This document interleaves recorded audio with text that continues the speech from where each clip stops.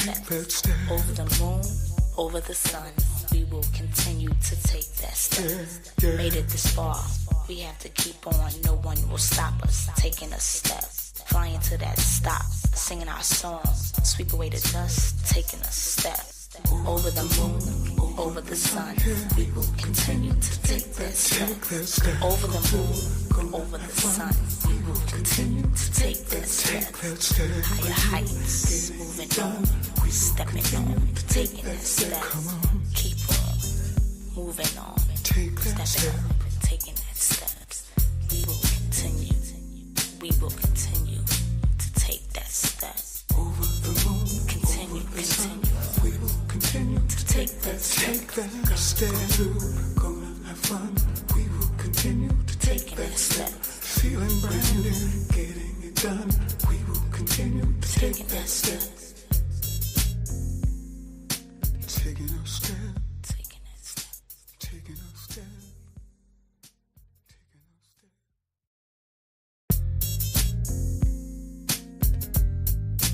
Take that step.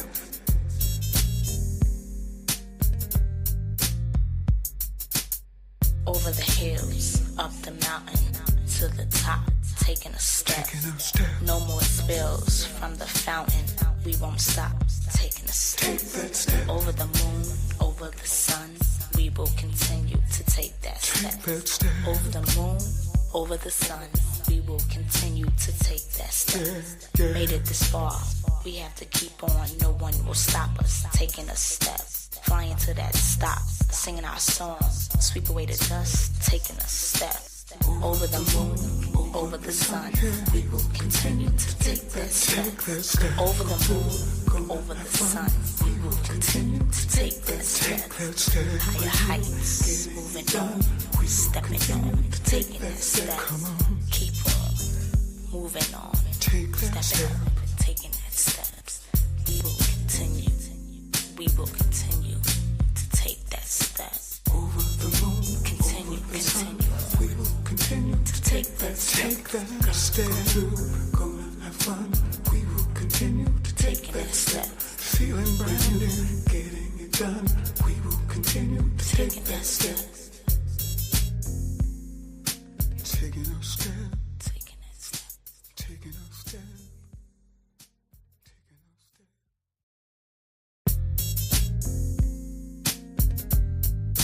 Take that step.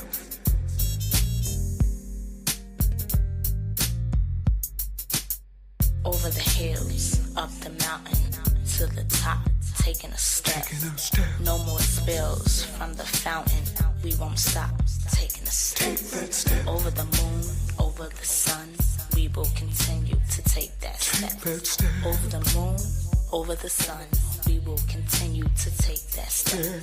Made it this far, we have to keep on. No one will stop us, taking a step.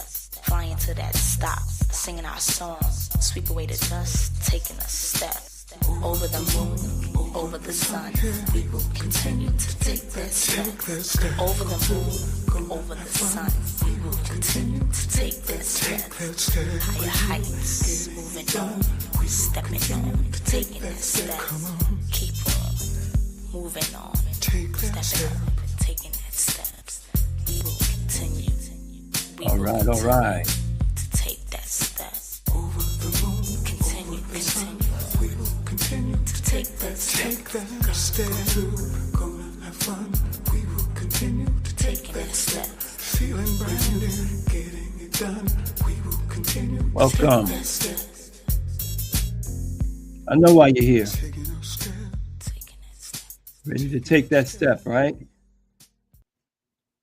Welcome, everybody, and welcome back. Head to Pooh, peace and blessings. Heru Khuti Nefer. Let us know where you are from. Okay, we have Philly checking in. Mr. Lumumba himself. Brother Michael, all right, peace and blessings. Can you hear me well? Kimberly, can you hear me? At Tapu. We got Hawaii in the house on YouTube. Blockchain butter. That's interesting. You must be smooth on the blockchain. We have from Geb. Okay, Chi-Town is in the house. Lake Charles, Atlanta, Yonkers, New York, Jamaica, Queens. Oh, maybe that's Jamaica. Is that Jamaica, Queens?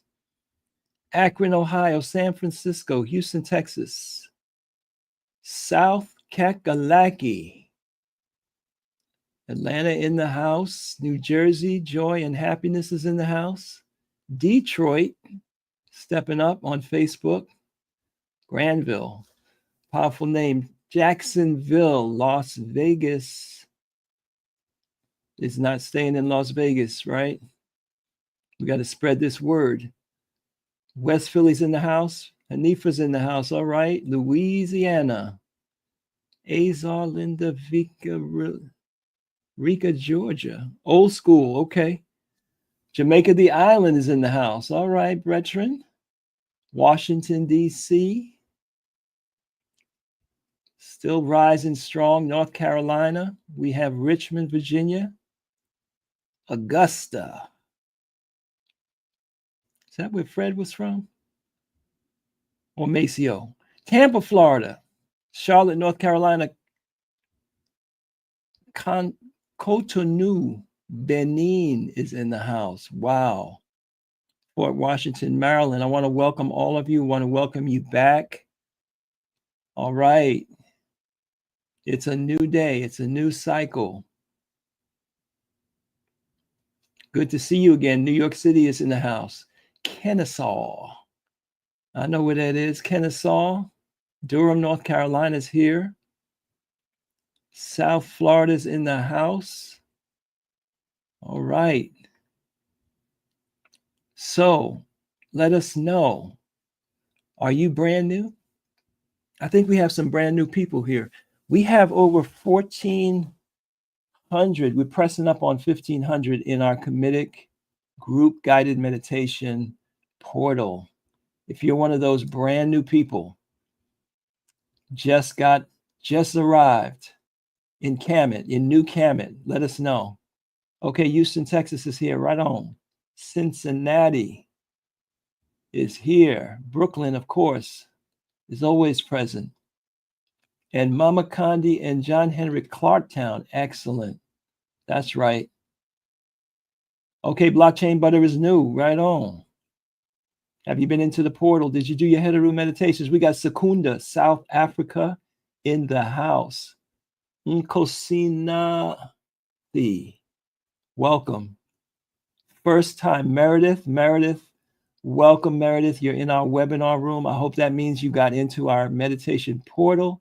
I want you to sit in the front seat.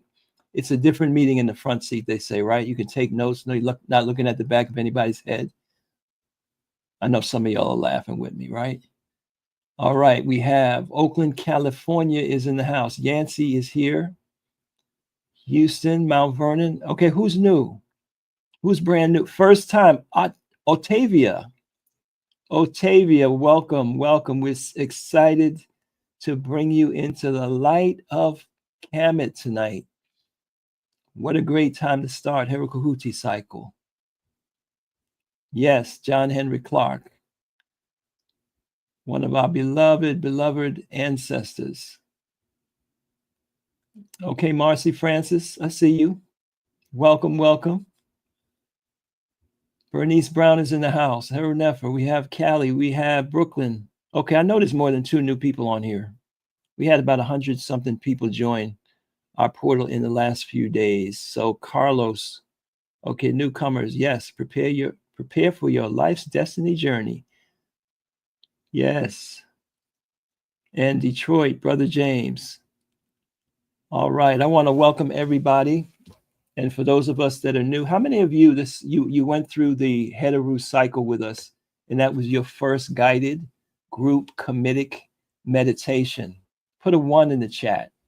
Put a 1 in the chat if you're brand new with this process starting last month, Heru cycle. Okay, we got the room filling up. We got about 250 in the room. We're on Facebook, y'all. Peace and blessing to the Facebook community, the Instagram community, and to YouTube. Okay, Akeem, we got Charlene, we got Jaya, Menebra, Aset Chances, James, Felicia, Mitram, Kim, Matthew. Okay, so y'all are almost veterans. You've been through one cycle. Constance, we have L. Butler, first time. Jasmine, Jillian, Bridget, excellent. Oh, we got a lot of people. So Heru was your first cycle with us. Excellent, excellent. So I'm going to talk a little bit about that before we bring our master teacher forward. Yes, Houston. And Adwele, first time. That's exciting. So you might be new with this process and wondering, well, how does it change, right? When does it change? And what is the schedule here? Awaken Divinity, I heard that. First time with us. So let me share with you this calendar so you can know what we know. See if we can bring it up here.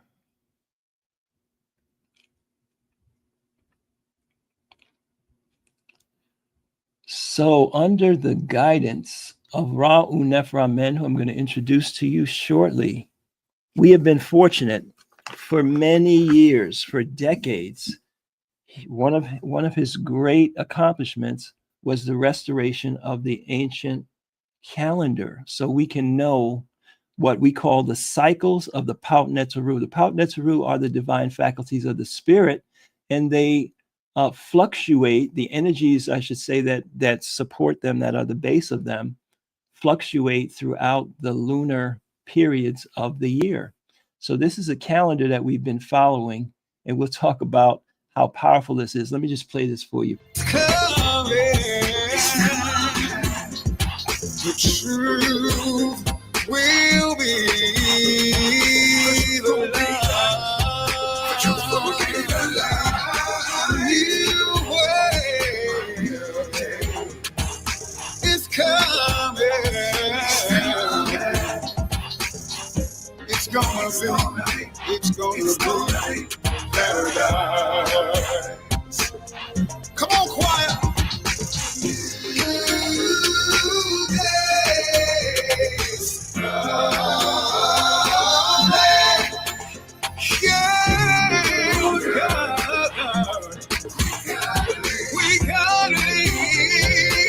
Yes, so this is the calendar we're following.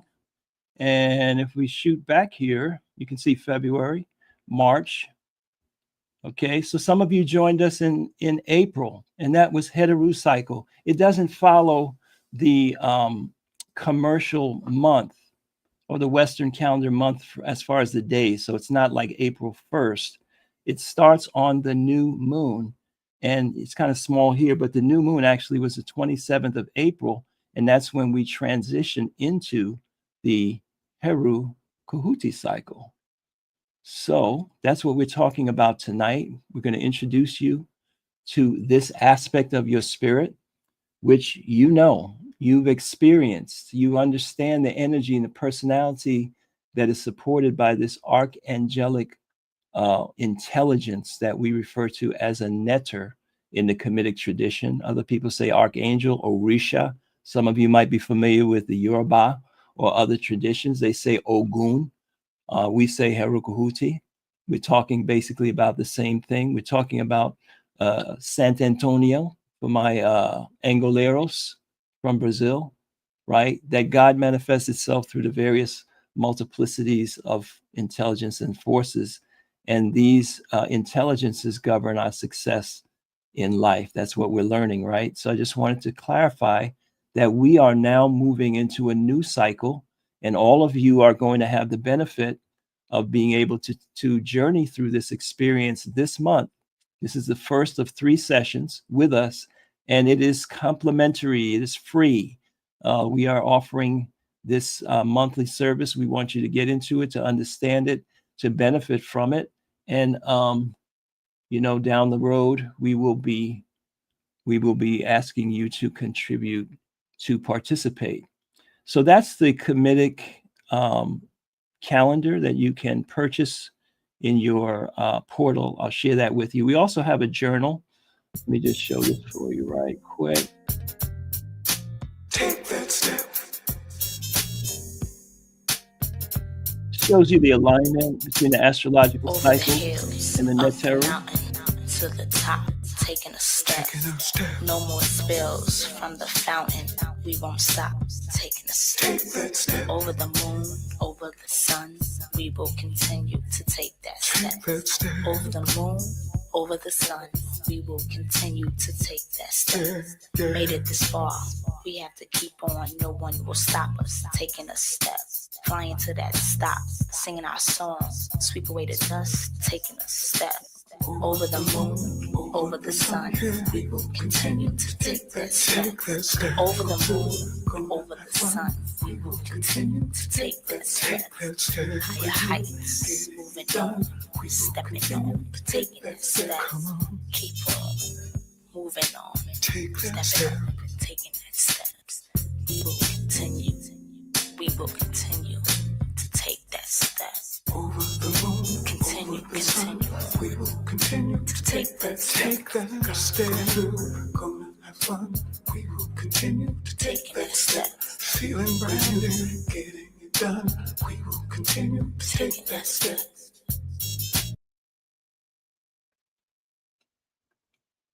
Yes, so that's the calendar and that's the journal that we have. These are resources, some of the many resources. Some of you were introduced to the Heru mantra, and you'll also see that. So let me just show you how we've updated in case you haven't come through the portal itself. This is our Kamitic guided meditation portal. This is where you have all of the information and the resources that you need. And you can see we have here the explanation of the 3 cycles. The 3 sessions of each cycle. Today's session 1 for Khuti. And those of you that joined us in Heru, it's not like that faculty is no longer relevant. Of course, the work of working on your Heru faculty is relevant to many areas of your life throughout the year and to the overall process.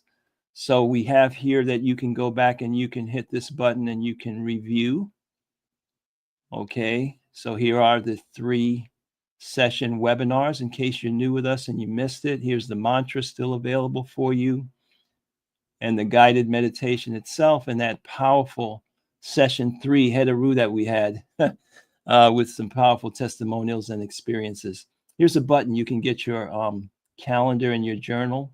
If you want to follow along, if you want to work with that, we are, a good portion through the year. So now we've reduced the price. For $30, you can get both of them. And of course, here's the master course, Ma'at, the 11 faculties. So we're talking about Khuti tonight. We talked about Heru last cycle. Well, there are 9 others. There's 11 faculties of the spirit, 11 different mantras, actually many more different mantras.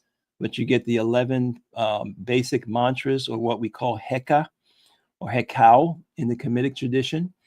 You get all of that in the complete course, Ma'at 11 Laws, which is delivered through our app, our mobile app.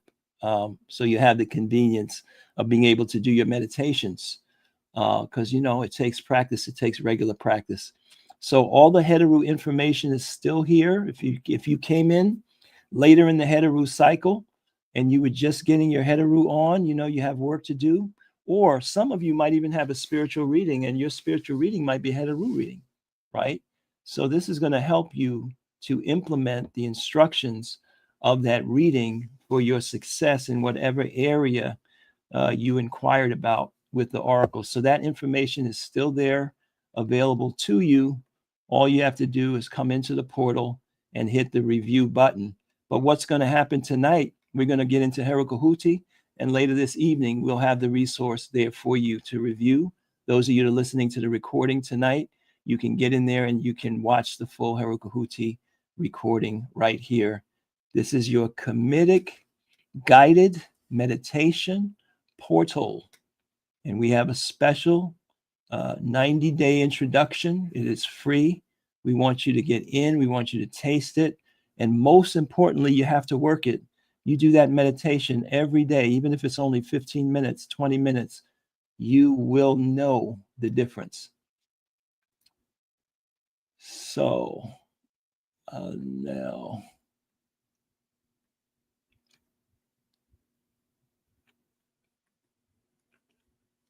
So with that said,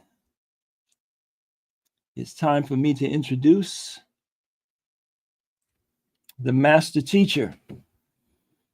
And you know, it can never be overstated how fortunate that we are. Somebody mentioned in the chat the great Dr. John Henrik Clarke. And you look at what's going on in the world today, where it's, you know, a lot of our history is being threatened to be erased.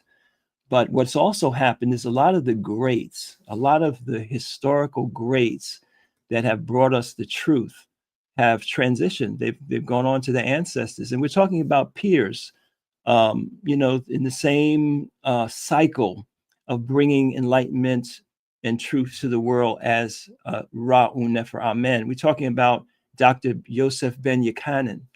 We're talking about Asa Hilliard. We're talking about John Henrik Clarke.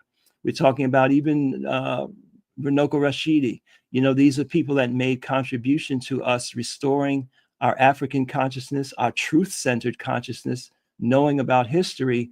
So we are so fortunate that after 51 years of scholarship, of teaching, of counseling, of guiding, after almost, I don't know when exactly it started, but we've been meditating from the start. So this Paut Neteru guided group meditations that you're experiencing through this portal, we have been doing this with the guidance and the innovation, the recovery of our African mindset brought to us by the Shechem or Shechem. We've been doing this for over 4 decades, right?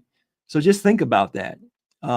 He's still with us. And not only is he still with us, he's still vibrant, he's still vital, and he's still writing, he's still developing courses, you know. So this is a precious and powerful time that we have him among us. And, you know, somebody who, as I mentioned last week, is a meditation instructor. But when you think about somebody that's been meditating for over 50 years and has been teaching meditation for over 50 years, somebody that has taught meditation, I think 90% of that has been on a free will or free basis to help to nurture the world and our community. Somebody who has taught and been effective in helping people to get off of drugs, drug addiction, helping people to recover from trauma and stress, being stressed out, being drugged out, being sexed out, being, you know, devitalized. Somebody who has assisted people who have had mental challenges, you know, as part of the effect of you know, post-traumatic situations. You know, somebody who has assisted people to achieve excellence in their fields of endeavor, everything from doctors, you know, who were able to graduate medical school. We have one person who did it in 3 years, and he did it using the meditation and the Qigong techniques that he nurtured himself on. Fortunately, one of those people, before he went out there and damaged himself, you know, as a teenager, came into this knowledge and was able to apply it and rise to excellence. This particular, we have to talk to him one of these days. Not only did he graduate medical school in record time, he went on to graduate, he went on to study Chinese medicine and master that, and homeopathy and other things of that nature. You know, somebody who has helped people recover from depression and anxiety and so forth. Many, many, many thousands of people have had their lives affected. So I can't overstate the brilliance, the genius, the loving heart and service that we have in the person of Ra'u Nefer Amen. So I want you to put your virtual hands together right now and say good evening, Hetepu and Anechrak in our ancient Kamitic language of power, peace, and blessings to our master teacher, our Shechem Shechem. Ra'u Nefer, Amen. Anechrak. Yes, Rakatepu, my brothers, my beloved brothers and sisters. How are you this evening? Okay, now. A lot of power in the chat. A lot of power in the chat. Yes. Very good. As a matter of fact, when you say Harak, that Harak is the same mantra as that makes up the name Heru Khuti. Mm. And before we begin to talk about what we're going to be doing this month here in the 3 session is to get you to savor a meditation that arouses that part of your spirit that we call Heru Khuti. And to help you understand the importance of this faculty, the power of it, and how the information about it has disseminated throughout the world. Heru Khuti, you see, to the South American Indians, gave us the word hurrakan. Hurrakan, and that is for the lightning. And when you have a storm and lightning, we call it hurrakan. And of course, the North American Indians call it hurricane. That's where the English-speaking people got the hurricane from. You see that? So that power of the wind and tornadoes and thunderbolts and so forth, is in your life force. You see that? It is the ultimate manifestation of power within you. Heru Khuti. And this meditation here today is to introduce you to this energy, okay, to teach you about it and what you got to do to make sure you can handle it the right way, you see, and you have to learn to handle it the right way. It is the energy that governs, for example, entrepreneurship. See that? Meaning that if you want to be a successful entrepreneur, meaning, one who thinks big, acts big, and accomplishes great things, you see, this force, you have to awaken it, but you have to learn to use it the right way. We look at all the men and women, especially the men, who have damaged their lives, by going overboard with their ability to achieve things, to command things, to guide people to do things, to work together, and in so they lose themselves, hurting themselves and many others. You see that? So this month's Heru Khuti, observance is going to introduce you to it. We're not going to help you we're not going to work on using the force to become an entrepreneur. We'll do that later on, but in a course by itself, because, you just can't do it for a month, 1 or 2 meditations.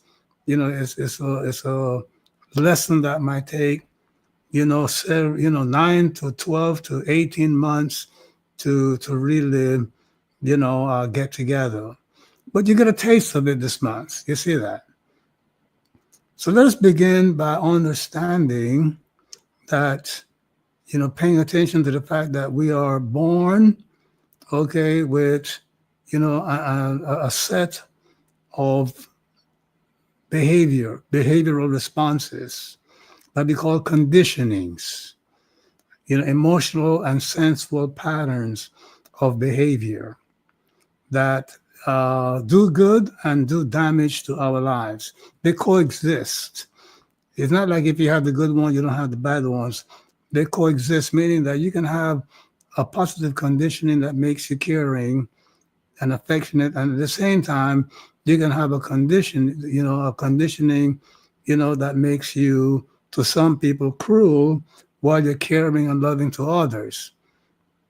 That contradiction exists within us, and it is the manifestations of our conditionings, meaning behaviors that we are born with, that we have been inherited from the animal kingdom, you see.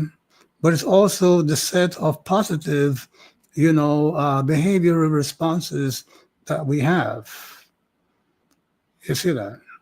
But what we want to concern ourselves this month is the injurious side of our conditionings, meaning when you find yourself not controlling your anger, flying off the handle, you're known to be a person that people have to walk on eggshells around you because you have this conditioning where for with very or to no, you know, um, reason, you just fly off the handle.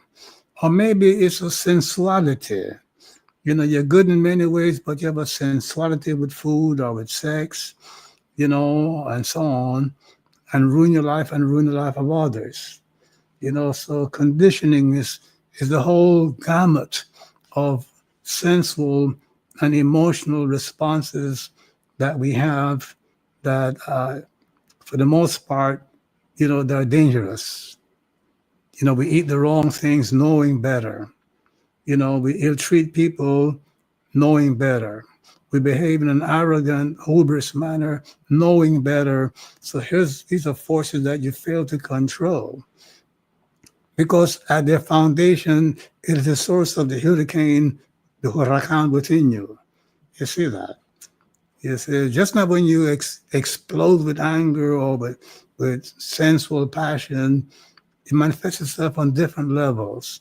And for the most part, it does its damage, when it manifests itself in manners that are seemingly, you know, um, seemingly not very troublesome, meaning it seems not to hurt others. Let's say you have this problem, this conditioning where, food governs you. You're a nice person, but you overdo the cake, the ice cream. So you damage your health, you damage your relationship with others when that sugar gets to you, and so on. So this is what I want you to master this month, because many of you have damaged your life. Okay, not because you didn't get a handle on your conditionings, your sensual and emotional responses to challenges and temptation and so forth. Those of you who have tried have gotten a licking, a shellacking by your conditionings. You use different methods, or you tried cold turkey, or you went to church and you prayed, asking God to help you with this negative behavior, whatever. And some of you got somewhere with it, but when I talk to the majority of people, they're losing those battles. But they hope to win the war, and we have helped many to win that war after many battles lost. And rising above your negative conditionings begins with understanding. You see, the foundation, of that behavior, of your conditionings, your drive to indulge your passions, your sensuality, your emotional explosions and so on. That drive, you must understand where it comes from.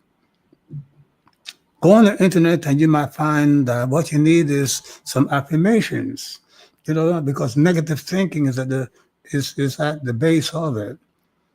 Negative thinking is one of the causes of your failure to overcome your conditionings. But of the negative thoughts and thinking patterns, there is one idea that is a master negative thought that you have to get rid of. If you don't get rid of it, you will always have problems with your conditionings. And that is the belief that your conditioned responses, you see, are natural. That's a half truth. You see that? And to understand it, you have to understand that you have two behavioral centers. There are two centers within you from which behavior flows. One is the psyche, okay, that psychologists study, and the average person thinks and believes they know a lot about, And the other center of behavior is the spirit. Most people don't know that the spirit and the psyche are two different things.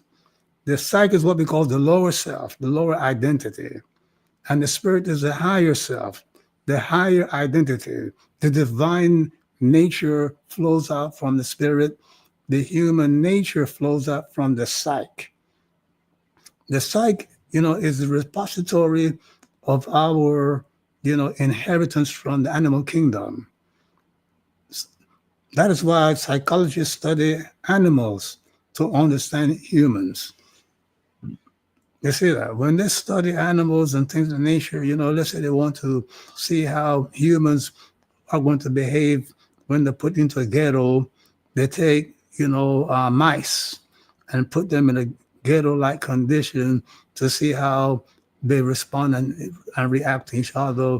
And then they have, this is what we need to do to human beings, okay, when we ghettoize them and so on. So it's very clear for you to understand that, when you are studying psychology, you're not studying the best in people and what behavioral center will control their behavior. So if you want to come up with psychological methods and means to shape proper behavior in people, you're barking up the wrong tree. Proper behavior in people, proper conduct, control over your lower nature comes from developing the spirit, spiritual cultivation. You see that? So when you indulge your anger, your fear, your worry, your grief, your sensuality, sex, food, alcohol, and things of that nature, and it feels natural. That's why you keep doing it. You see that you have no compunction in inviting your friend, sitting down with your friends and indulging foods and drinks that are deleterious to your well-being. You don't feel in any way guilty of what you're doing because it feels natural. But it's natural to the lower part of you, not the higher, which is the real part of you. The real identity is in the spirit. You see that? Your identity that is in the psyche, the human part of you, don't forget the word human is a concatenation of humus and man. Humus is the dark soil, the earth. And man, of course, is, the intellectual part of you. So the human is the earthly man. You see that? The mankind, the kind of man. You see that? That has to be overcome and uplifted by our arousing the different faculties of the spirit. And we arouse and develop different parts every month, every lunar month. Last month, we aroused and developed the Heru within you. Many of you came back with very nice, things to say about, the good effect, the testimonials on the good effects it had upon you. This month, we're doing Khuti. Down the months when we repeat it and so forth and through initiation classes, you will find that this force here will help you to become a successful entrepreneur, you see, without destroying yourself and the life of others. You see that? It will help you become a great competitor, in whatever competitive field that you find yourself in. It will help you become a very good athlete. You see, a very good soldier, a very good warrior. It will help you to, give and get justice in a psychical manner, spiritual manner.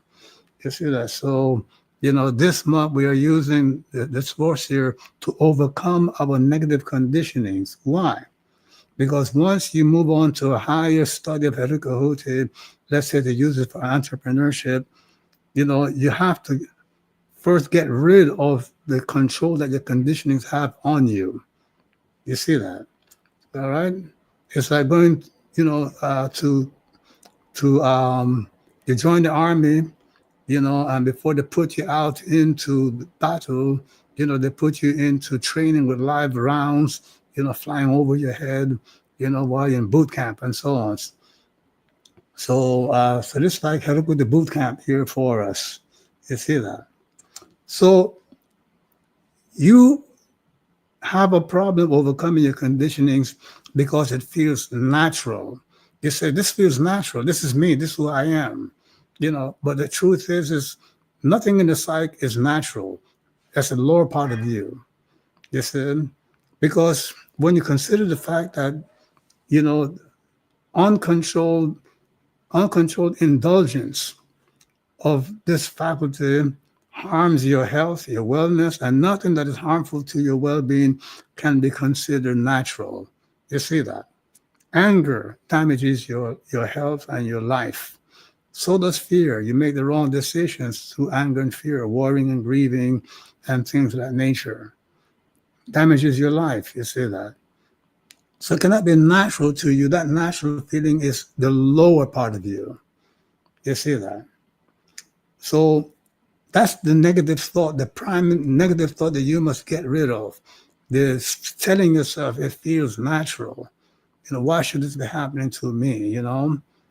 I hate these things happening in my life because it's affecting my naturalness, who I am and what I am. So this identification, the lower part of being, is the negative thought that you must transcend through affirmations and through meditations. You see that? So besides this wrong thought, you're using ineffectual methods. Ineffectual means to rise above your conditionings. You see that? The most common technique to rise above your conditioning is that when you have that craving for that behavior, for that experience, for that food, for that sexual encounter, for, whatever it is that you're doing, being led by your emotions and your sensuality, you try to will the energy away. You try to use your will, your intentions to, to evade, to rise above, to push back, In short, you don't really have an educated means of responding to your conditionings. You see that? That's the problem. And methods have existed for thousands of years, just that they have not been taught to the modern world today. And this is what I've been doing for the past 51 years. Well, before that in a smaller group and things of that nature. You see? So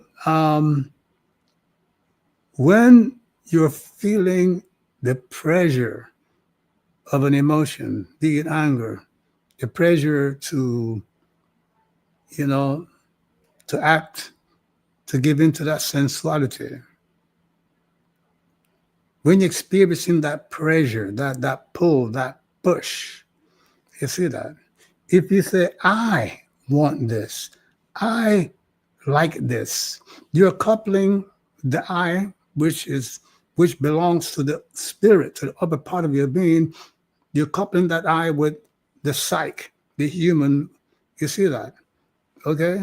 So you have to understand that when you say I like, you should have said the human part of me likes. I know that it might be funny talking that way in public, so you may not want to do that. But that's what a righteous community will be doing. You see, the animal in me, the human in me likes that. You see that? And if you pay attention, you're going to find that when you are struggling against your conditionings, there is a dichotomy. You against the whatever within you that has the craving, and you have to separate the I from that within you that craves, that food, that experience, that wants to manifest that anger, that fear.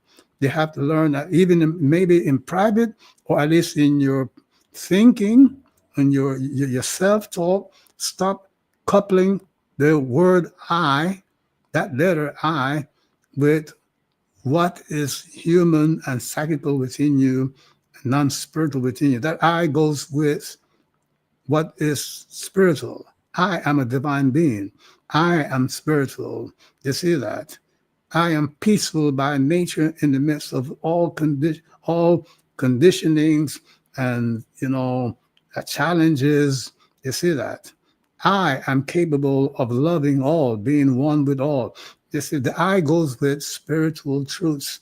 You see, not with psychical human, manifestations. So that's something that we will help you, to cultivate through a set of classes. We will start this month. remember that spirituality is not rocket science. It's much more complicated than rocket science. So we will need many, many months, of working to get this straight. And because all the faculties of the spirit they work together, we do not try to, cultivate them a specific one by itself, month after month after month. Let's say when you move from Heru to now cultivate, Heru Khuti, there's an interaction between those faculties where cultivation of one of them assists the other. You see that? So you've been using ineffectual means, to overcome your conditionings, to overcome the cravings. You see, one ineffectual mean is wishing that the energy should go away. I don't like the way this feels. I wish it will go away. When you indulge that thought, that thought is nonsense. It does nothing to the faculty within you that's manifesting that negative conditioning. You see that? You want to run away from the situation. You want to run away from the person or get rid of the person, get rid of this. No, the problem is within you. You get rid of the person and walk away. You took the negative with you. You see that? You took your lack of knowledge of how to deal with the conditioning with you. So that's a behavior that you have to watch and get rid of and rise above, wanting to run away, to evade, the situation and the person. You see, that person is not the cause. That person might be the trigger, of your conditioning to manifest itself. And that's the other thing is, another negative thing is saying, you made me do this. You made me cry. You made me feel bad. Nobody can make you feel bad, my beloved. Nobody can make you feel cry. When you cry, when something is wrong and you cry, that's the instinctive part of you, releasing tension. You see, and it might be good for the moment, but not as a, long-term, solution. That's why once you are into crying over something, you will keep crying and crying and crying and not receive long-term effect. Because crying is nothing else but a method of breathing. So if you now study the science of breath and incorporate it into the moments, you see that into your visualizations of overcoming your conditionings. You see that, because that is what is causing you to hold on and keeping you from transcending your conditionings. Another cause that keeps your conditioning in place is that a large number of people, the majority of people in this world, don't know how to breathe. I said it, don't know how to breathe. They breathe from the upper chest. You raise your chest, when you breathe in. Check it out in your person or with other people. When you say to somebody, take a deep breath, look very much under, or put your hand on their chest and put another hand on their belly, lower abdomen, and tell them to take a deep breath, and you'll find that the chest is rising, is rising, as opposed to staying in place and the lower abdomen pushing out. You see that when you're an upper chest breather, you see, then you are going to be controlled by your emotions and your sensuality. Remember that if you're an upper chest breather, to whatever degree that you breathe up in the upper part of your chest, you are bringing illness, emotional and sensual behavior into your brain, into your being. You see that? So you have to, breathe from the lower abdomen, just not when you're doing Tai Chi and Qigong and meditating. You have to learn to breathe from always from the lower abdomen. You see, every single, organ within you, functions either, willfully or automatically, involuntarily. You see that? Your heart beats without your will guiding it. You see that? Blood circulates, food digests, all of your faculties, your vital faculties, are either on automatic, without any kind of volition, or they are on volition, meaning when you move your hands, move your feet, move your body, that's under your volition. You control that. There's one faculty that you have that works both ways, either way, under your volition or automatically involuntarily, and that is your breathing. You see, you can make yourself breathe fast and slow, but you cannot by an act of thinking. But you cannot make your blood pressure, you see, go down by an act of thinking. But you can make your breathing go up or down by an act of thinking. That's why the word breathing in educated, venues is called respiration. The word respiration breaks down into spiration, spirit. You see, because the respiration, the breathing, function, you see, it's the somatic, spiritual, link. You see that? Meaning that, you see, if you master the art of breathing, what yogis call pranayama, you see that?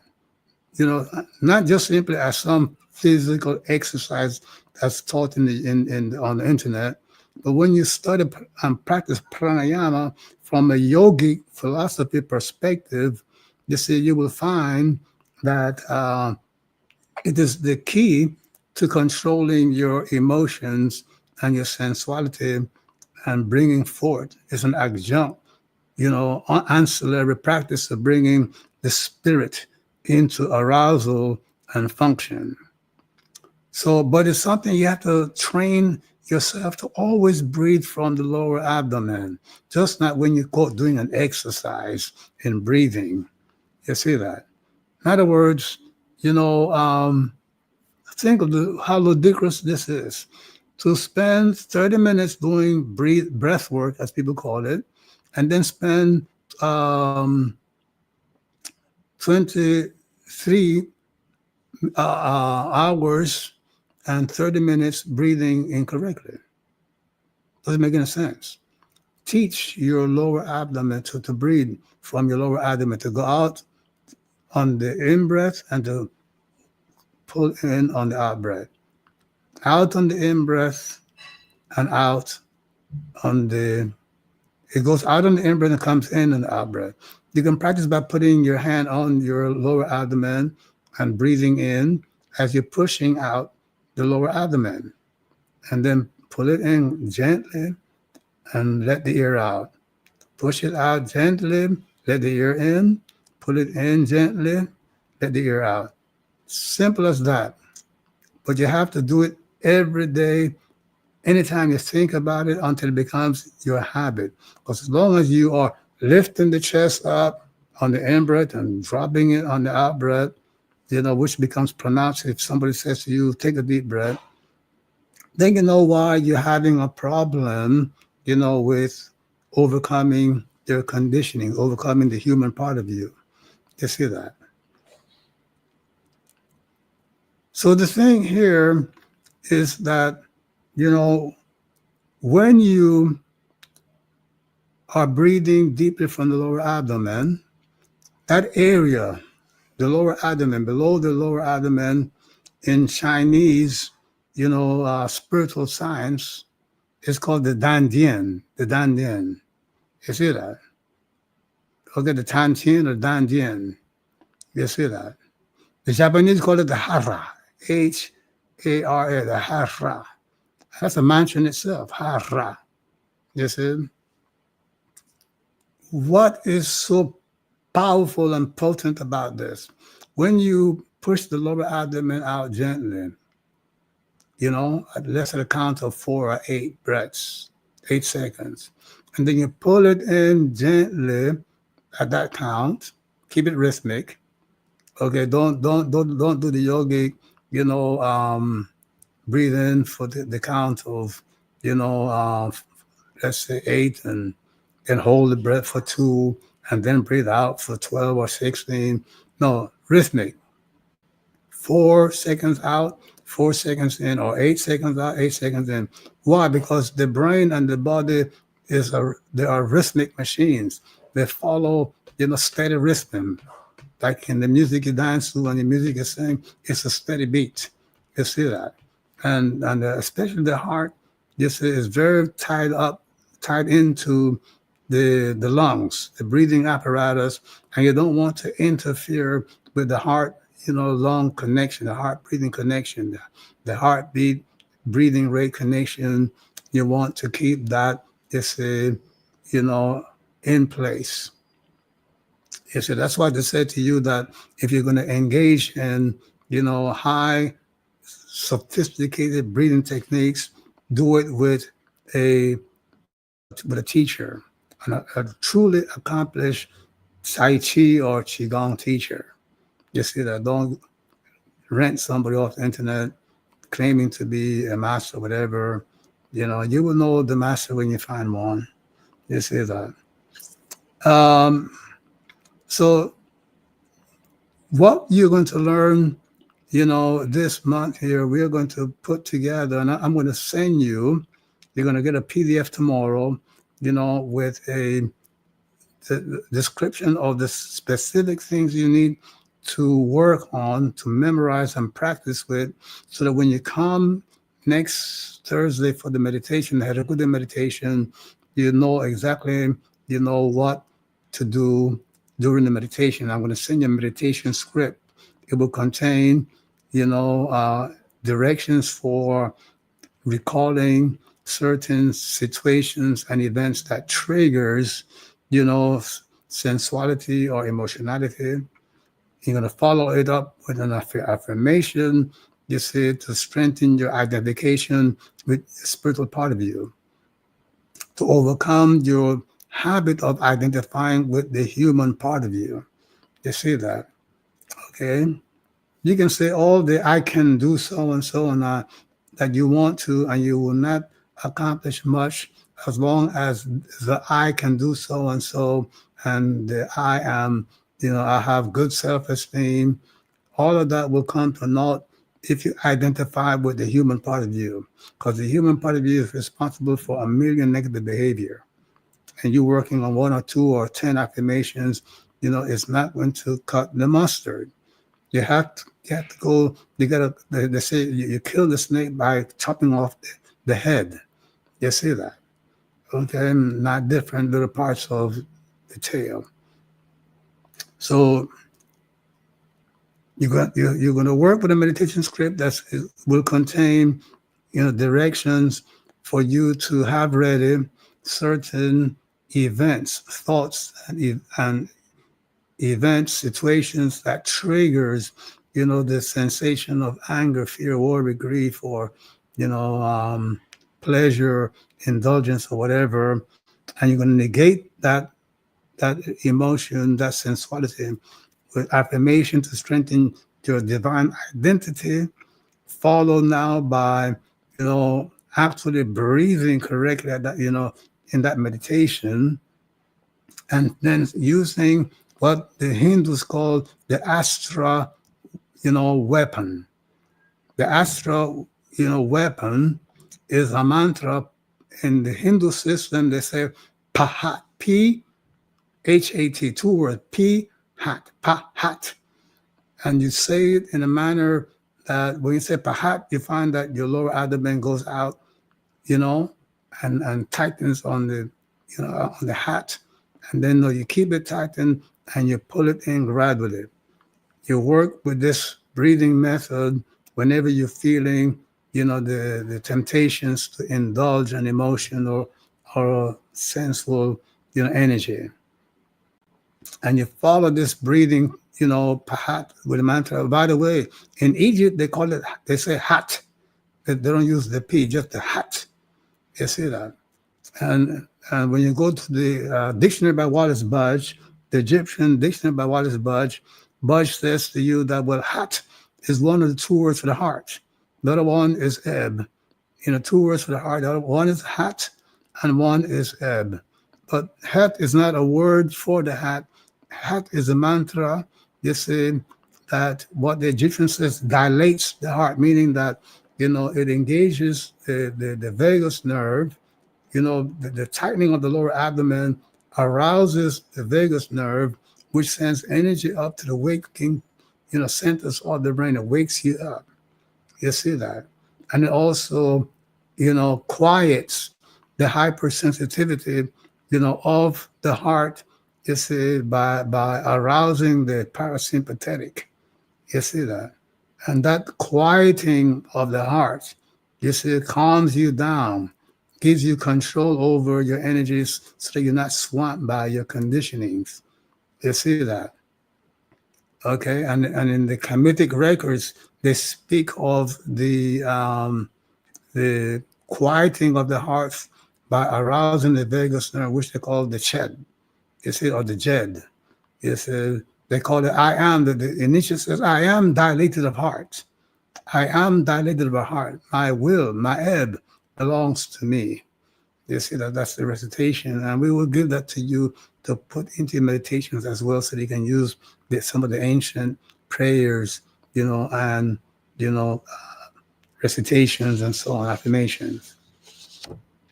So to recapitulate, okay, we have these conditioned responses, most of which, but all of our conditioned responses were inherited from the animal kingdom. You see that? Okay, and there's also one that we inherited from the vegetable kingdom, and that is very, some people, they don't feel like doing what they got to do unless they are pressured to do the work. That's a vegetable, conditioning.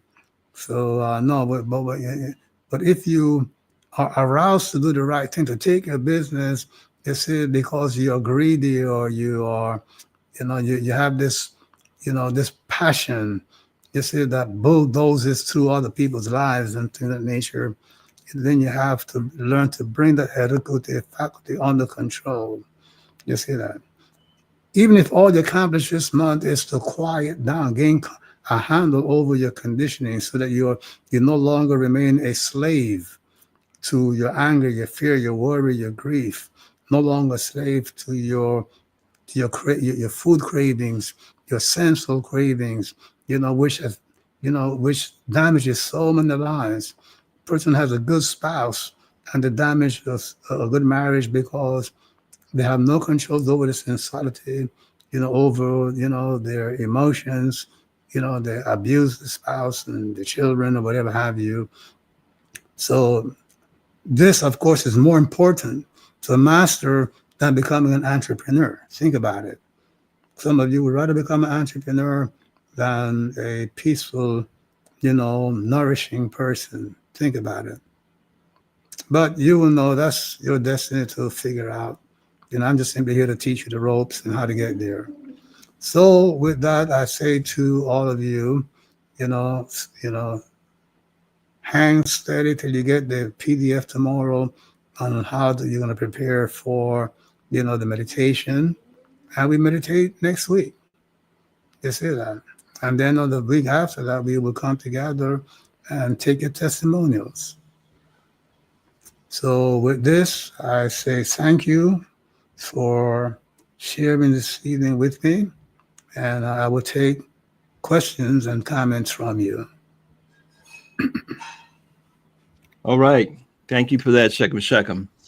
So, Shechem, if I may, I just wanted to step back a little bit for those people that are brand new with us, and we're saying that, last month was Heru cycle, and this month is Khuti cycle, and how we know that, and how we confirm that with the various correspondences. And one of the most amazing things, I have a graphic of it too, if you want, was last month when you taught us about the power of the smile, corresponding to Heru, and our ability to summon that joy at will that is so essential to our health, success, and well-being.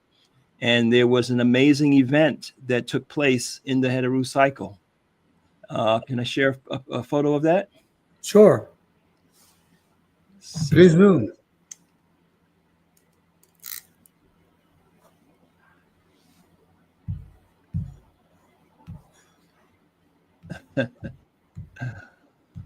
I think we could still hear you, Shechem.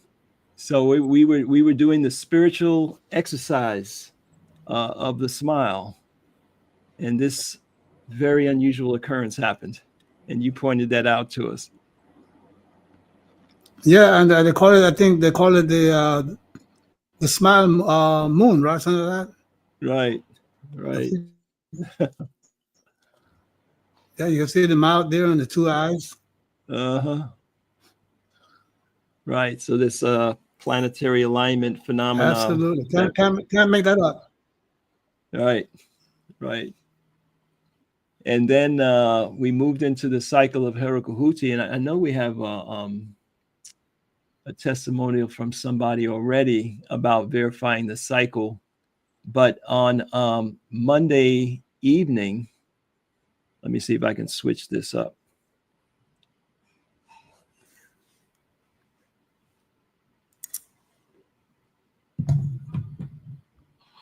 And we know Heru Khuti corresponds to fire and electricity and things of that nature. And Monday evening, which brought us into Tuesday, which is Heru Khuti's day, Martes, the day of Mars, a record-breaking power outage happened in Spain and Portugal, just as we came into Tuesday of that cycle. Mm-hmm. Well, some of the students are asking you how we came to those correspondences, right? Too. One of the things that people don't realize is that the days of the week, Monday, Tuesday, Wednesday, Thursday, Friday, Saturday, Sunday, like they all have planetary correspondences. You see that? Okay? The so-called the 7 planets. And once we put them, align them in the proper places, we find that they conform to the tree of life, the Neteru, the tree of life, from Saturn down to the moon. Those 7 planets. Like, why name the days of the week according to, a planetary configuration? You see that? In other words, it just wasn't thrown together. They were following the Kabbalistical knowledge of the tree of life. You see that, which is the same as the Kamitic, knowledge of the Paut Neteru. And the order of the Neteru for the tree of life, the Paut Neteru, okay, comes from the zodiac of Dendera, which when the Greeks took over Egypt, they commissioned the Egyptian priests to construct the planetarium, the zodiac of Dendera. Yeah. So how did you? This is just something I spoke a little bit about it last week with the Heru correspondences. But how were you able to recover the knowledge of the cycles that we've been following all these years? And for those of you that are new to this, as you get to know some of the people that have been studying for many years with Shechem Shechem, you'll find that we have uncanny stories of things happening in harmony with these cycles. And even on the days and in the planetary hours and so forth, how things manifest on this very clear schedule. So how were you able to reclaim that, Shechem, recover that knowledge, Shechem? Well, you're familiar with my oracle, right? The Medunature oracle. Yes. Right? The spiritual meditations that brought that oracle through me into the world, right?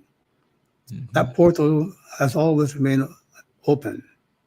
Just not to bring me the oracle, but all the teachings, all the things that I teach come through that Tehuta portal to me. Yes, a little pipeline that I keep open. Some people talk about the California psychics, and they can help you with your marriage and your business and so forth.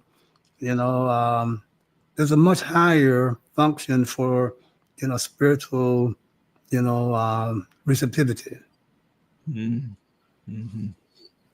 Yes, indeed.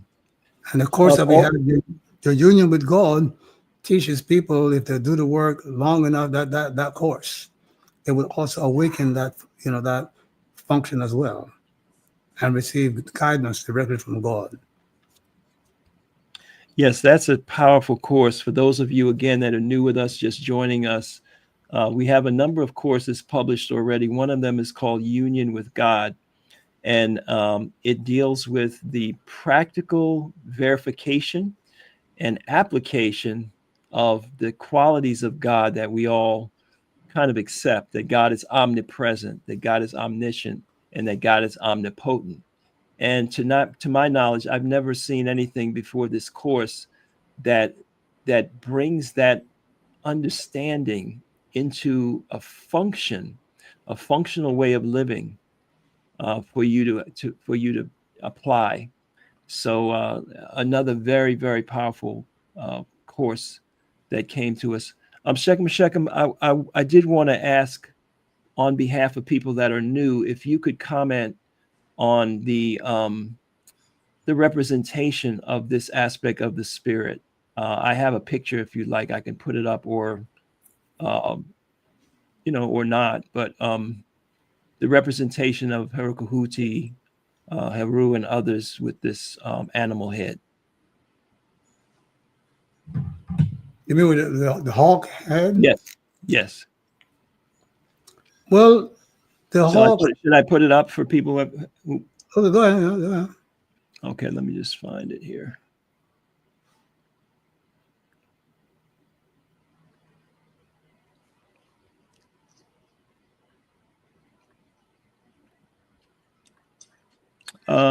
It's not in the right form, so I guess you could start talking, and I can get it up in a moment.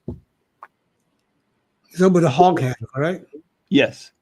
Well, the hawk the hawk is a bird of prey that can be trained to retrieve, to go, and get the prey and retrieve it and bring it back to the master. You see that? So the hawk represents in Egypt, one of the things it represents, is a faculty, an animal that can soar very high, fly very, very high, and get, an overarching view, of the territory. It has very good eyesight.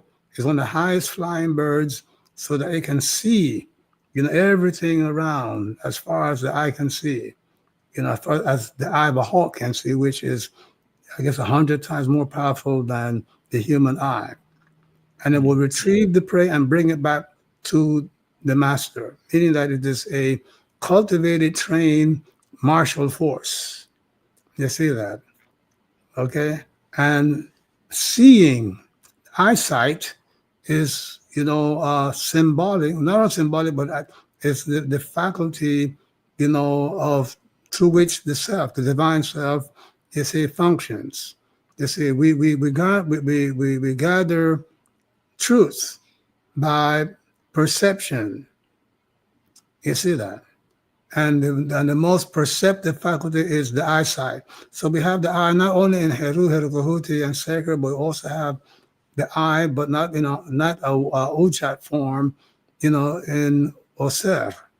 You see, it's next to Auset or under Auset, as a throne, of the divine, identity. But this will take us, further apart into too many technical, discussions, and it will not do justice for the new students. Sure, I just wanted to raise the question for those that are new with Kamitic spirituality and may have been exposed to some ideas about, the worshiping of gods and, the animal iconography or images. Well, the best part that I can direct into at this point is Medunti Volume 3. It still explains the qualities of the Paut Neteru and how to use the oracle, just how the oracle is used, and so forth, to get insight into your life, as well as how to manifest things, through the power of the spirit. All right, and we have a few questions. So we have Yancey, who's in the webinar room, and he's asking, what is the meaning of Anech Harak? Well, initial rock, means more power to you if we give it a meaning, but harak is a mantra. So it's not a word of meaning.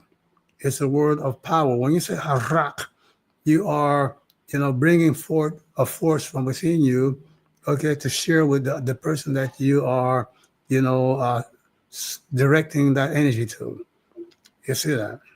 And in Kemet, it was, the people will share that their life force with the leader. You see that? Meaning it wasn't the philosophy is not, this leader is more powerful than you. The power of the leader comes from your power that you share with the leader, that you direct towards the leader. You see that? And you empower the leader to serve you better. You see? So it's not a word of meaning. It's a mantra that's part of a ceremony. You see that?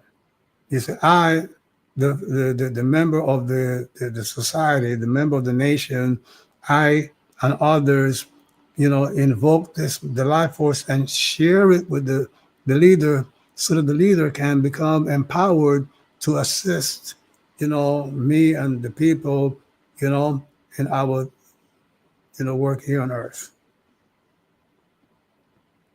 Okay, and we have Kefa Eb who says, why the hawk and not an eagle? Well, in Kemet, we didn't have eagles as frequently as we do here in America. So the hawk was the bird of excellence in Egypt. You see that? And hawks are more trainable than eagles are. You see that? So they fit the requirements much better. And we have Menebra who says, I've noticed a shift in the way I approach life's challenges since completing the Union with God course. I'm missing the power to do bigger miracles, though. Plus, I gave into my anger recently, so maybe I'm violating more laws than I think. Well, don't think of it as violating more laws. Think of it as, it's an ongoing study. You got to keep nurturing it. You see that? So keep doing your meditations, keep doing your affirmations, and there's going to be ups and downs here and there because our life force also fluctuates psychically, and sometimes when we fall back, when we slide back, we're in the low part of the cycle. So not to be looked at as a failure, or a punishment, or just renew your commitment, your pledges, the Uchal Medu pledges in your course, and keep on working on it. So on that note, Shechem, since he went through union with God and many of others of us have, how do they view or integrate the practice that they're doing with the Paut Neteru each month with that? Is it something they revisit? Is it something they do, 2 different meditations a day, or what's your recommendation on that? Well, we cannot do a recommendation because it's a time thing. How much time do you have in a day, You see, and the best thing is not to overwhelm yourself with too much, work to do. They're all interconnected. Like, for example, if let's say this month I worked only on Heru Khuti and nothing else, that work is going to flow into my union with God. Because if I am overcoming, my negative conditionings, I'm cleaning out my psyche, my mind, and my spirit to become a dwelling place for God to come into this world. You see that? Which is the objective and of union with God. True. You see, spirituality through the Paut Neteru is a closed system where one, works for all and all works for one.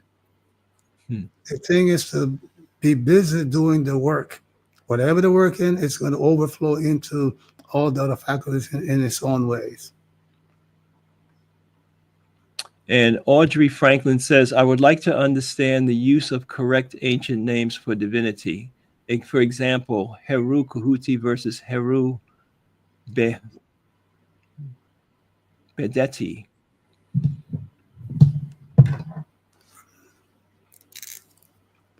They're spelling it Bhedety. I don't know if it's trying to say Behutet.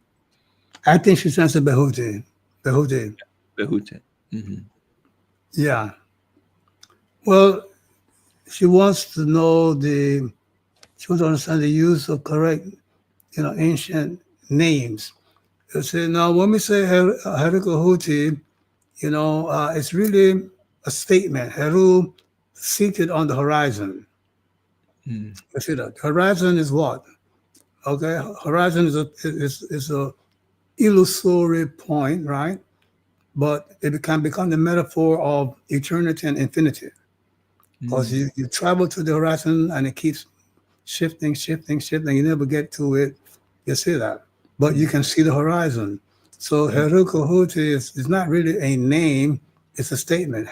Heru Behutet, is, Heru manifesting its ultimate, function, you see, to establish the resurrection of Auset by cleaning out the mind and the psyche and so on. You see that. So the thing is that how to pronounce it, I will not worry about that right now, because there's no book, no author that can say, for sure this is correct and this is not correct. And there may not be a correct, you see, for the simple fact that ancient Egypt was just not one country, it was a confederacy. Mm.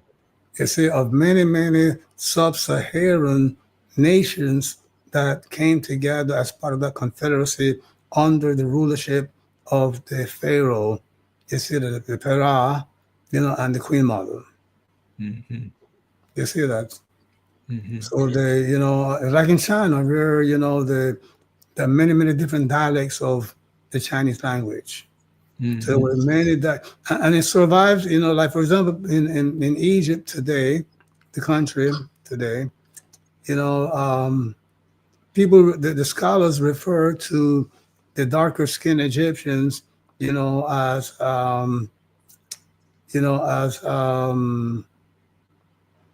what's the word they use? The word escapes me. Kushites? No. They refer to them, as the language that they speak. Mm. Because what keeps coming to me is the Hindu Gupta, the Greek Giptos. You see that, and but it will come back to me later on, and so on. But the problem is here is that when we go to Egypt today, there are many different, dialects, of the surviving language. You see that? Mm-hmm. You see? But that's nothing new. That's the way it always was.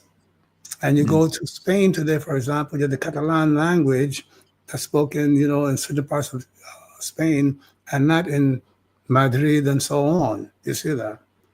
Mm-hmm. Right?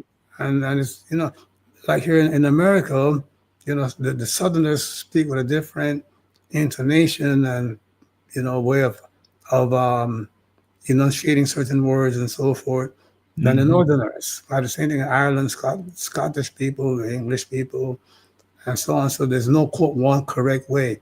What you got to do is to study for Kamitic. You got to study the meaning of the name, which you're not going to get in the Western world. It's in the old Europe, names had meanings. You see that, like Roger, which is the Anglo version of my, pre-Ra name, means warrior. You see that.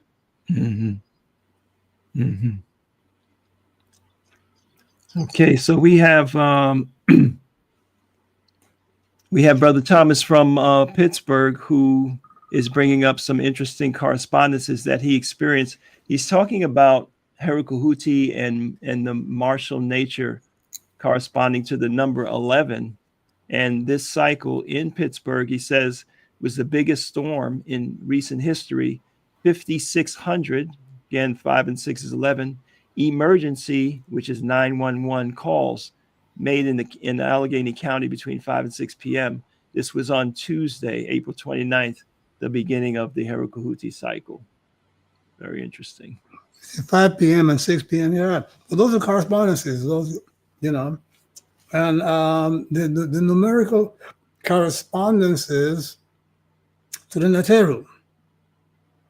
It came to me to go into trance, with the Yoruba, Orishas, because there's a connection between Kamitic and Yoruba, and so on. And that's where I got the numerical correspondences for the Heru to the Kamitic Yoruba, marriage, because they are the different versions of the same basic, teachings. If you go into studying Ogun, you will learn a lot about Heru Khuti and vice versa. Mm-hmm. Okay, and then we have Rasasta Hetep, who asks, what does the crown of Heru Khuti symbolize? Yeah, well, the crown of Heru Khuti symbolizes, 3 furnaces, 3 sources of heat, and tripling of something, symbolic of it being very powerful. You see that? Yes, and the concept and the study of the 3 sources of heat ties into the Taoist, triple heating system, of the life force, the chi. We have the triple heater meridian, and so on. Mm-hmm. And Nkosinathi asks, what is the significance of the vulture and the snake on your emblem? He's speaking about the Kamitic Legacy logo. Well, the vulture mut, the vulture is, in spite of what the bird looks like, is one of the most caring, motherly, caring, creatures on earth. You see that? And very, very, very protective, of her young ones. You asking for death, you mess with one of her chicks. And of course, Mut, M-U-T for mother, and also Nekebet. You see that? Okay. So the vulture becomes now the protective force over the Kamitic nation. You see that? And the Wajet, which is the serpent, okay, becomes now the force that, is the combative force. You see that? So you have a protective and a combative force, both of them protecting the nation of Kamitic in ancient times. That's why, it was worn by the Pharaoh. So, meaning that I am being protected, I'm invoking the power of Mut, Nekebet, and Wajet, you see that, to protect, the nation against all the invaders and so on. Mm-hmm. Okay, if you put a question in the chat earlier, please repeat it so I don't have to try to dig back.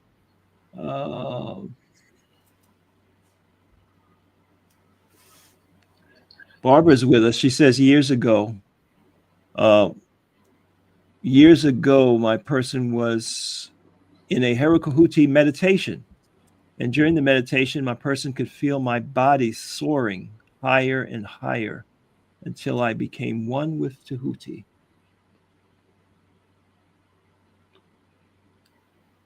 That's it?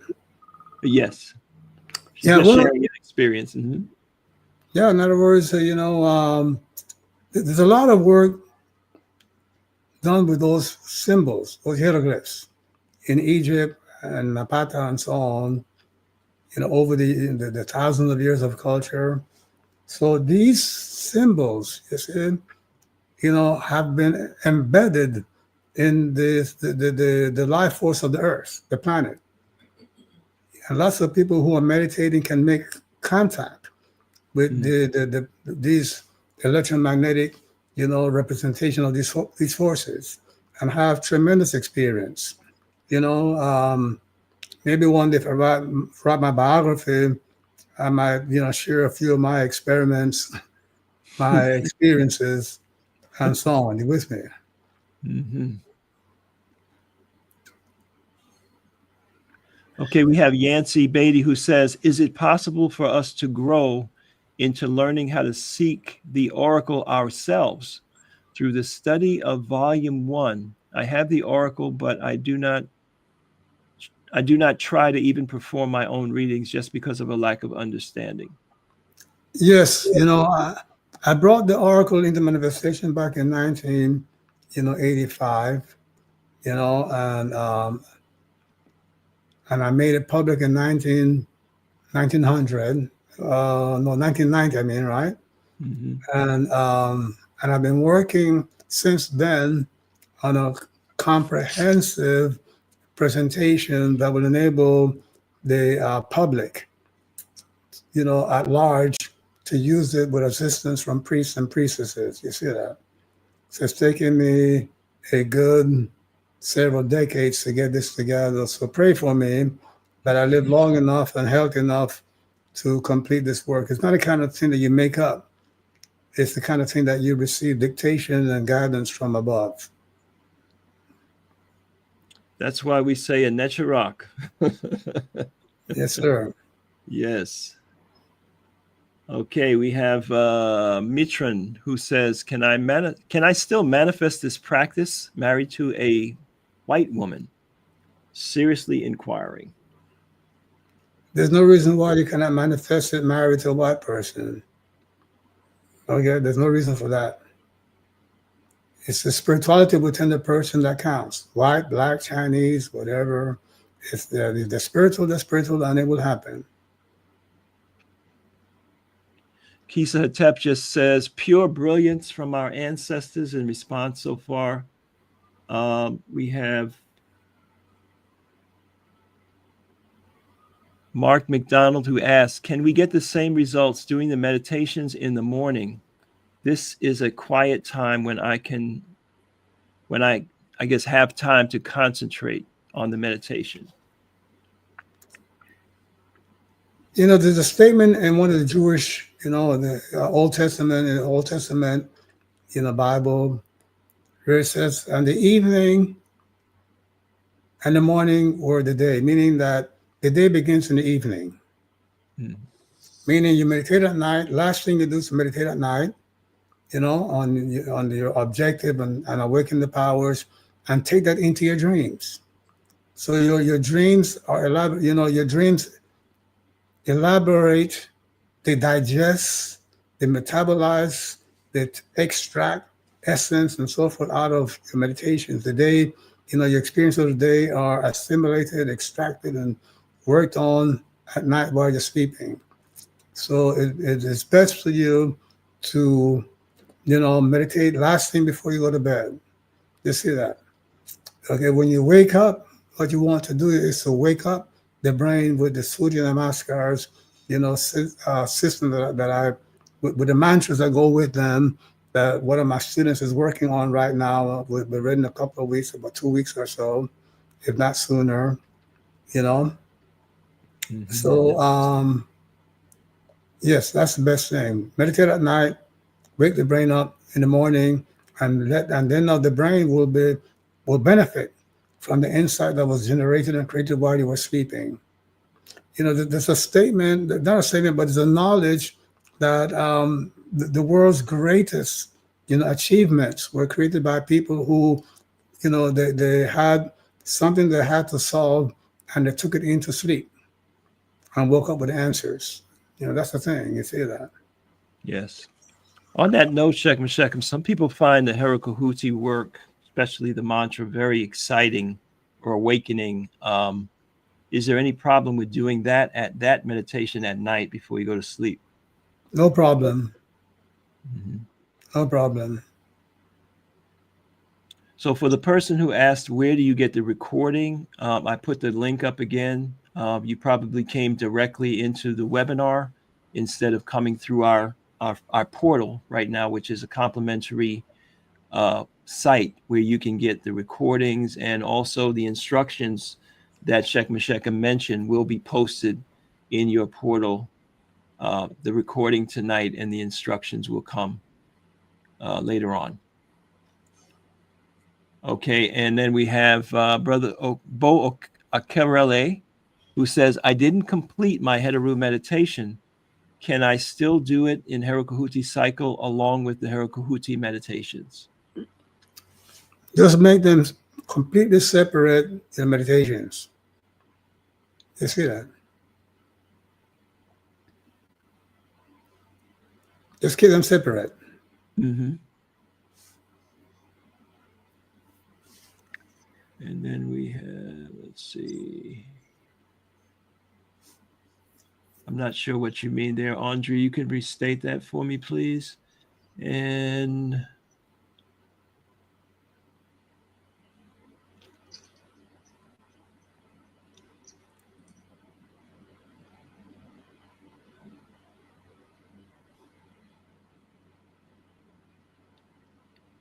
okay, and Rick Nzu says, is the Heru Khuti energy universal? I don't quite understand the scope of the question. Universal in what way? So try to restate your question quickly. We have just a few more minutes.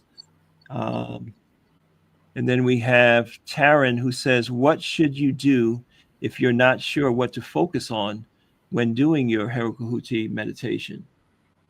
Well, I'm going to send a PDF tomorrow so that you can have something to work with, guidance for that.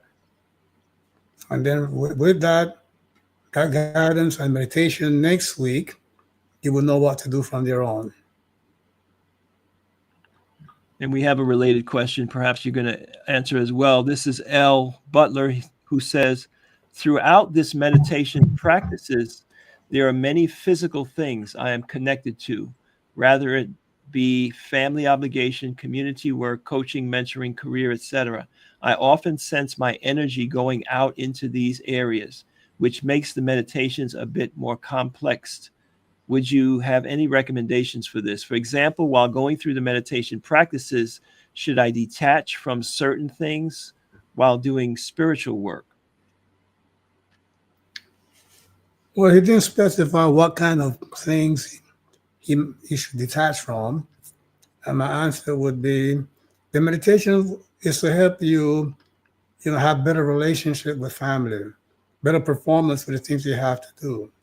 So if you learn to write a script, which we will be teaching which we teach through the various courses that we have, so it's what you dedicate your meditation to. So dedicate your meditation to solving specific problems with people, avoiding problems, performing better, and so forth, because meditation is to help your life, and your life is to give you material to meditate upon. They're not opposed to each other.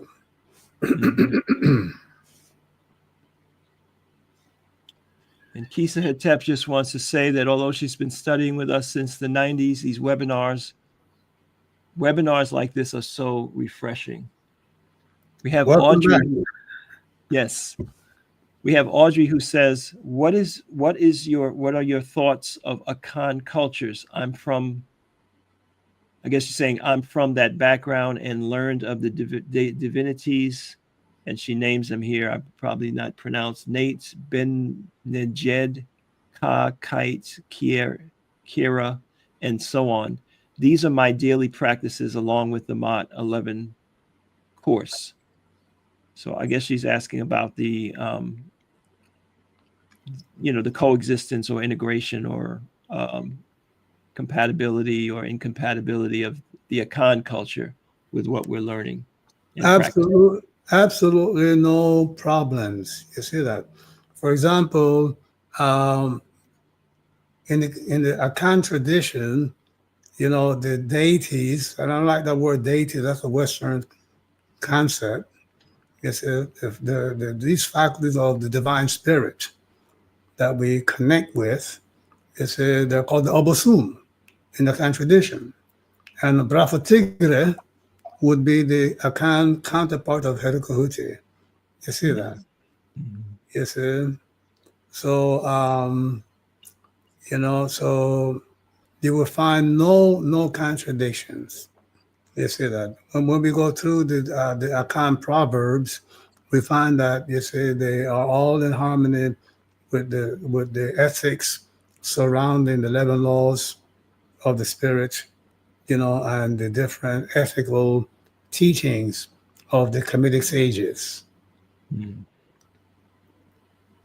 We have Effie who asks, can one do the mantras without the music? You can do the mantras without the music, but why? If you have the music, you see, the music is to speed up the arousal, the deepening, to help you to accomplish your goal, much sooner, But I think an instruction was missed, or perhaps not given, and remind me to make it prominent, meaning that as you work with the recorded meditations, it said do your best to memorize the chant, the music, and the words. You see that? Memorize them so you can get to the point where you can do the chant in your mind. You see that wherever you are, not driving, but wherever you are, and you want to, at some point, you have to get to the point where you can, chant do these chants in your mind, mentally. You see that, and you'll find yourself going into trance, just the same. You see that? Mm-hmm. Yep. And we have Abbas Ra who says, in my research, I learned the kings and queens of Kemet used to astrally travel to other planets, other planes, especially the star Sirius, in order to bring down new knowledge while leaving their bodies in the pyramids. How true is this? And is there a special type of meditation needed to access this degree of divinity for use today? I have read about that. I had no experience, and I've never seen any factual evidence to confirm this. You see, and lots of those ideas or teachings has to do with conferring, credit to the Africans, in Kemet. You see that, regarding the sources of the teachings and their objectives. You see that. But all I'm trying to say to you is that I have no such experiences. I haven't seen any evidence for it. Okay, we have David on our YouTube channel. Welcome, David. He says, what is the best way to identify whether life decisions are in line with spiritual growth and I'm not choosing paths that lead away from the divine awakening and worldly success? Well, it's a matter of ethics. There's nothing wrong you pursuing worldly success. If you're going to do something, do it well. It's what use do you make of the success? Are you going to just use it for yourself and your ego, or are you going to share it with others to help others? Are you going to make sure you don't lose your divinity in your worldly pursuits? Are you going to make sure that your work helps to enlighten and uplift others spiritually? That is, you have to make it synchronized. You see that? So it's not the work itself, it's not the spirituality itself, it's what use do you put it to? Thank you, Shechem, for spending this time with us. We'll just take one last question tonight. And we have Jamel Evans, who's in the webinar room, and he says, what is the best way to approach Heru Khuti meditation as it shows up as negative in my incarnation objective? I guess he means his reading, incarnation objective reading. Yes, what you have to do is, let's say in a Meditation Volume 3, for example, you can learn of the negative expressions of Herukuti's energy. You see that? And the positive expressions of it. So compare your life to the positive and negative expressions. You see that? Meaning, are you manifesting anger and and hubris, and are you arrogant? Are you impulsive, impatient? Or are you, let's say, entrepreneurial? One of the most peaceful members in the Ausar Auset, he deceased several years ago. Was a very, very, very peaceful man. It was a Heru Khuti Ayub. That was Shekin Ramesh Yosef. You see that? Okay, so it's not true that because you have a Heru Khuti Ayub, you're going to be boisterous and arrogant or whatever. It's what help, what help do you give to others, with this great gift that you're getting from God? How do you use this energy? And this particular month here, you will learn how to bring it under control. You see that? It's going to take many, many, many other Heru Khuti meditations. Heru Khuti comes around twice a year, every year. You see that? So you will learn as the years progress. You see, this is a meditation that you will be doing for the rest of your life. We meditate monthly. Every month, we work on one of the 11 faculties. The same with the Christians go to church every Sunday. The same with the Jews go to the Sabbath, on Friday nights, into Saturday and so forth. The same way that the Muslims go to the temples and so on. We have our monthly, ceremonies. You see that? Okay. And so you work with it, and then you're going to have to learn to study. You study, as a Christian, if you were really truly connected with the church, you went to Bible study. You study just simply on your own, did the Christian work. There's a lot there to learn, a lot there to do. And learning what to do is a very important thing. You see that. And so we have a lot to teach you.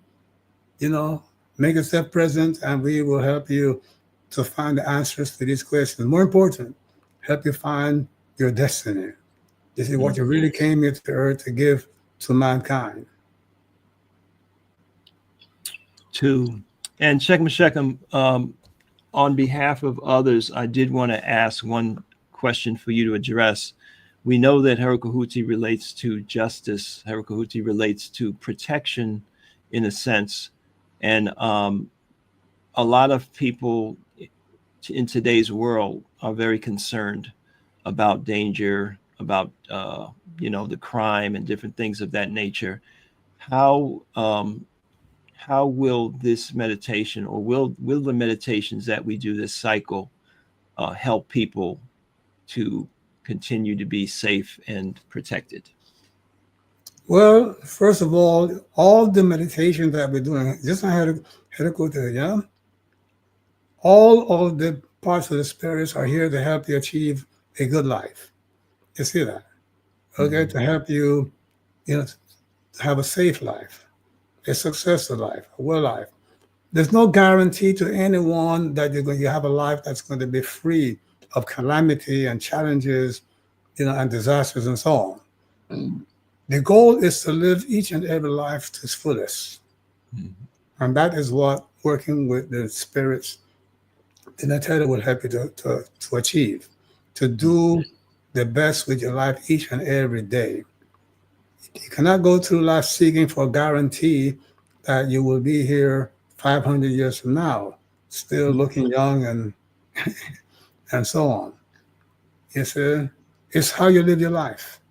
And that will be guaranteed to you each and every day, a very good life. As long as you're alive, you will have all the things you need, the peace, the joy, the harmony, the happiness, and that is what you're after. Thank you so much, Shekim Shekim, spending this over an hour and a half with us tonight. I'm just going to leave you with any closing words. And there are a few questions in here just about access that I'll address afterwards. Thank you very much. Peace and blessings to all of you.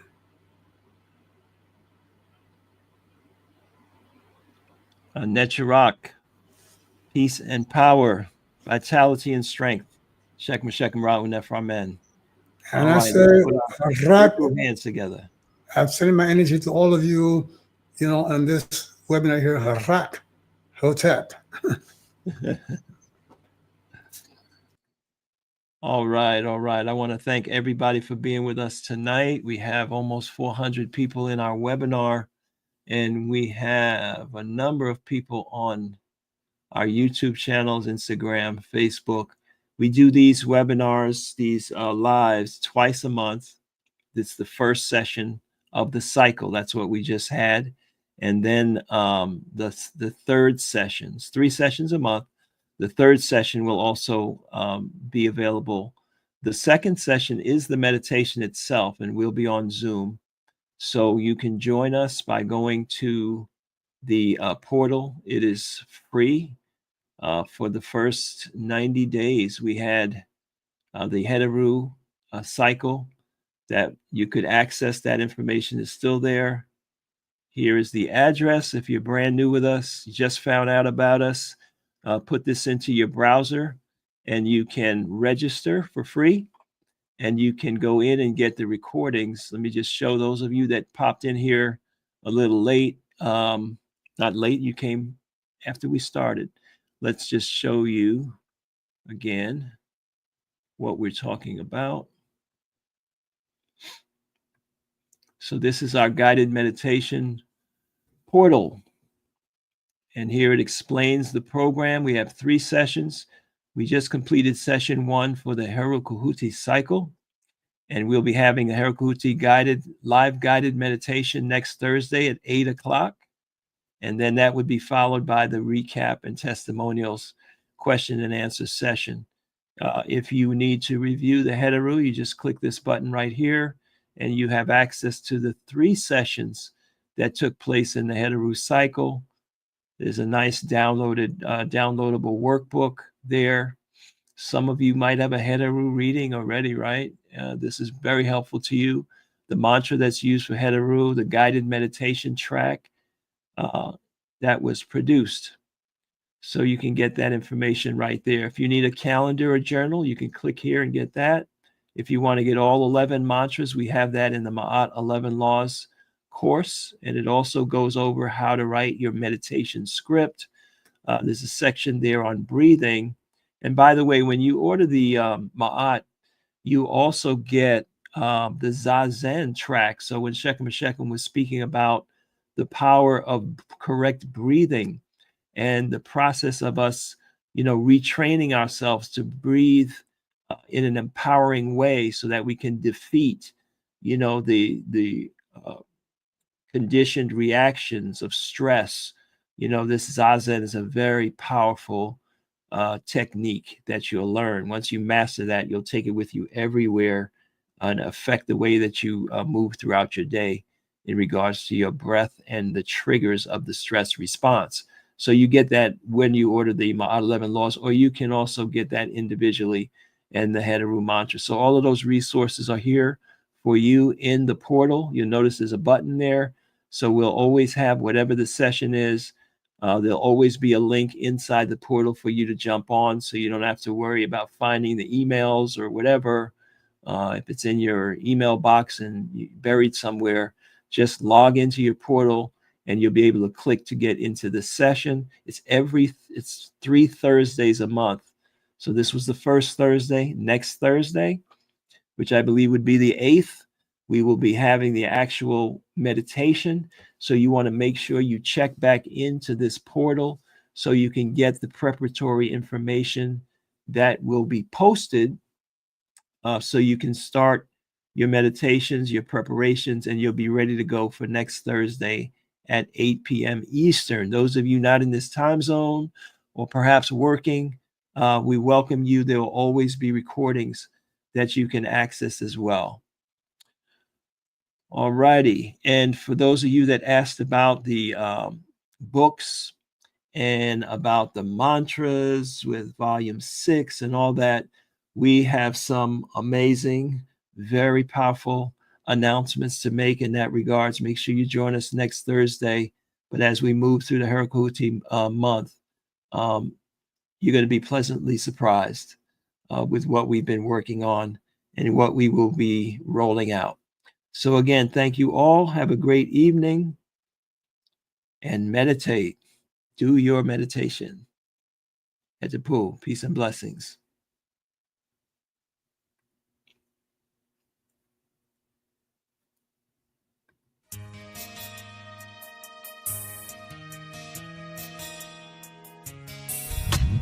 Higher consciousness. Let's go higher in our consciousness. Let's go higher, higher consciousness. Let's go higher in our consciousness. Let's go higher. The time's come for me to change the way I think, to change the way I feel, for me to go beyond what everybody thinks, what everybody says is real. Today I take a step into a time and space of peace and possibility, and here I'm gonna stay until I find my place, my true divinity. Higher consciousness. Let's go higher, higher in our consciousness. Let's go higher, higher consciousness. Let's go higher, come on, in our consciousness. Let's go higher. The journey of 1,000 miles begins with just one step and one idea. I'm moving on, not knowing what is coming next. I'm getting close, I'm getting near to a part of me that touches everything.